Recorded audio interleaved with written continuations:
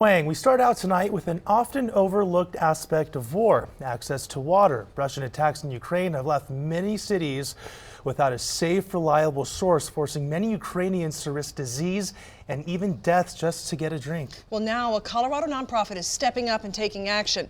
Denver 7's Rob Harris explains how. The situation in Ukraine is critical. According to UNICEF, 1.4 million people living in the eastern part of the country don't have safe water, and about 4.6 million only have limited access.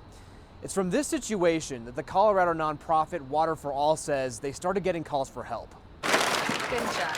The Water for All team is packing its bags for a trip of more than 5,000 miles to the border of Ukraine. By the end of May, they plan to deliver 6,000 of these water filters, about the size of a soda can, that pack huge potential. What you're looking at is our Vivo Blue water system. I'm gonna just muddy this up a little bit so you see how dirty this sort of is, right? And then I'm gonna turn it on. All the contaminants, which is Giardia, E. coli, bacteria, protozoa, cysts, are eliminated from the water source. For this particular cause, the Ukrainian war, we developed and designed a portable backpack bag. So military, moms, widows, orphans, all of those people can grab our bag, put it into a river or a lake, and they can have 2.5 gallons, 10 liters of clean water instantly. John DEYOUNG is president of Water for All, and he says he sees himself in the faces of the young Ukrainians who have lost their parents. I'm an orphan myself from the streets of South Korea. And so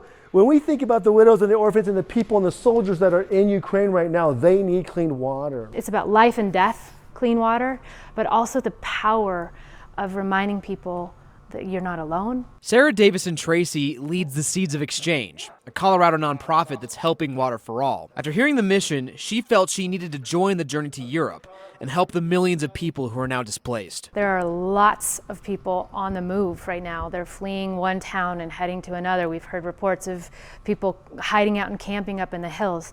They can hang the backpack from a tree.